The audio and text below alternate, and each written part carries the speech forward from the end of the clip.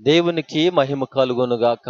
మన రక్షకుడును ప్రభు అయిన యేసు క్రీస్తు వారి పరిశుద్ధమైన నామములో మీకందరికీ శుభాలు వందనాలు తెలియపరుస్తున్నాం. ప్రియ దేవుని బిడలారా, ప్రభువుతో ప్రతిదినం తుది శ్వాస వరకు అనే యొక్క ఆధ్యాత్మిక కార్యక్రమానికి మిమ్మల్ని అందరినీ కూడా ప్రేమతో ఆహ్వానిస్తున్నాం. ప్రియులారా, దయచేసి గమనించండి. ప్రతి దినమును కూడా దేవుడు తన వాక్యముల చేత మనలను బలపరుస్తూ ఆశీర్వదిస్తున్నాడు.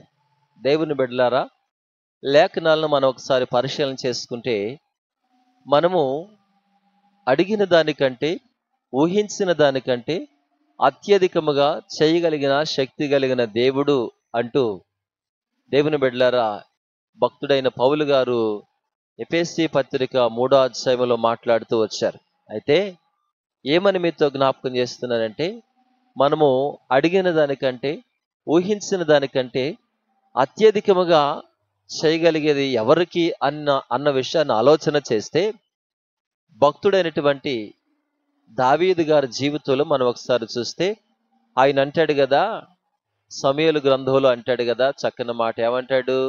అయ్యా, ఇంతగా నన్ను హెచ్చించుటకు నేను ఎంతటి వాడును, నా కుటుంబము ఏ పాటది అంటూ, అయ్యా ఇంతగా నన్ను హెచ్చించినా కూడా నీ దృష్టికి కొంచెమే అని మాట్లాడుతూ వచ్చాడు. అంతగా అనగా పెంటకొప్పల మీద నుంచి దరిద్రుడైనటువంటి ఆ దావీదును లేవనెత్తి సింహాసనం మీద కూర్చుండబెడితే మానవుల పద్ధతిని బట్టి చూస్తే చాలా గొప్పది, కానీ దేవుని దృష్టికి స్వల్పమే అని జ్ఞాపకం చేస్తున్నాడు. ప్రియ దేవుని బిడలారా, ఇంకా ఏమని చెప్తున్నా అంటే, ఇలాగున అంటే ఆయన అడిగింది కొంచెమే, కానీ అడిగేటప్పుడు, ప్రార్థించేటప్పుడు ఇంత అని అడగలేదు. అసలు దేవుడు ఎంత ఆశీర్వదిస్తాడు అని ఊహించి ఉండలేదు. అయితే ఏం చెబుతున్నంటే, అడిగిన దానికంటే, ఊహించిన దానికంటే అత్యధికంగా చేయగలిగినటువంటి, ఆశీర్వదించగలిగినటువంటి శక్తి కలిగినటువంటి సమర్థుడు మన ప్రభు అయిన యేసుక్రీస్తు వారు. దేవుని బిడలారా, ఇంకా వాక్యులు మనం చూస్తే భక్తుడైనటువంటి ఆ యాకోబు కూడా ఆది కాండములోని చక్కని మాటలు మనం చూస్తే వ్రాయబడుతూ వచ్చినటువంటి అద్భుతమైన మాట ఏంటి? 32వ అధ్యాయంలో అడుగుతాడు కదా యాకోబు, అయ్యా నీవు నన్ను ఆశీర్వదించితేనే కానీ నేను నిన్ను పోనీనయ్యా అన్నాడు. అయితే యాకోబు నన్ను ఆశీర్వదించితేనే కానీ నేను నిన్ను పోనీనన్నాడు కదా. అడిగేటప్పుడు ఇంత అన్నాడా, లేకపోతే ఆయన ఊహించుంటాడా అంత ఇంతని? లేదు. కానీ అడిగిన దానికంటే, ఊహించిన దానికంటే అత్యధికంగా ఆశీర్వదించాడు దేవుడు. అయితే ఈ మాటలు మనం ఎందుకు జ్ఞాపకం చేసుకుంటున్నాం తెలుసా? ఎవరైతే దేవుని మాట వింటారో వారిని మాత్రం దేవుడు ఏం చేస్తాడో తెలుసా? అంచెలంచెలుగా అత్యధికముగా ఆశీర్వదిస్తాడు. ఈ ఉదయకాల సమయంలో వాగ్దానాన్ని వీక్షిస్తున్న దేవుని బిడ్డలారా, జాగ్రత్తగా గమనించండి. లేఖనాల్లో ఇదిగో భక్తుడైనటువంటి యాకోబు జీవితాన్ని గురించి కొన్ని విషయాలు చెప్తే ఏం చెబుతున్నాయంటే, యాకోబును ఆశీర్వదించడానికి కారణమేంటో తెలుసా? యాకోబు తన యొక్క మేనమామ ఇంటిలో ఆయన కొలువు చేసి తన యొక్క భార్యను స్వీకరించే వరకు ఆయన పరాయి స్త్రీతో అక్రమ సంబంధాలు, పాపము చేయలేదని చెప్పి చారిత్రాత్మకంగా భక్తుల ద్వారా నేను కూడా చెప్తున్నాను. ఏం చెబుతున్నాడు దేవుని బిడ్డలారా?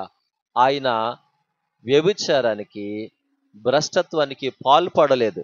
అందుకే కదా హెబ్రీ పత్రికలో పౌలు గారు ఏమని మాట్లాడుతూ వచ్చాడు ఏశావును గురించి?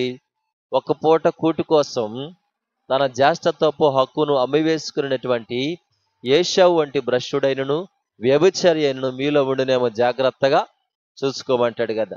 అంటే అసలు ఆ ఏశావు ఎంతమందిని వివాహం చేసుకున్నాడు, ఆయన ఎంత వ్యభిచారో, ఆయన ఎంత భ్రష్టుడో లేఖనాల్లో మనం చూస్తాం. దేవుని బిడలారా, అందుకే ఈ మాటలు ఎందుకు చెబుతున్నంటే, యాకోబు దేవునికి లోబడ్డాడు, యాకోబు దేవుని మాట విన్నాడు.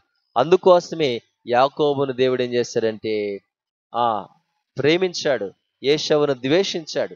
ఈ ఉదయకాల సమయంలో నేను అంటున్నాను కదా, దేవుడు నిన్ను ఆశీర్వదించాలంటే యాకోబులాగుంటే దేవుడు నిన్ను ఆశీర్వదిస్తాడు. ఏశావులా ఉంటే భ్రష్టుడు కదా, ద్వేషిస్తాడు.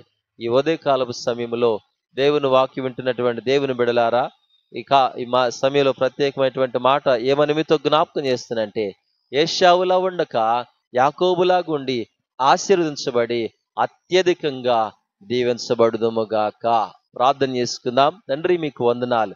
ఉదయకాలపు వేళ మాకిచ్చిన వాగ్దానం నీ బిడ్డల హృదయాలు ముద్రించి భద్రపరిచి మీరు మహిమను పొందుమని యేసయ్య పేరిట ప్రార్థిస్తున్నాము తండ్రి. ఆమేన్. తండ్రి, కుమార, పరిశుద్ధాత్మ త్రియేక దేవుని ఇప్పుడెల్లప్పుడు సదాకాలం తోడే నడిపించునుగాక. ఆమేన్. మంచిది దేవుని బిడ్డలారు, ఈరోజు పుట్టినరోజు, పెళ్లి రోజు జరుపుకున్న వారికి శుభాకాంక్షలు తెలియపరుస్తున్నాను. దేవుడు మిమ్మల్ని దీవించునుగాక. ఆమేన్.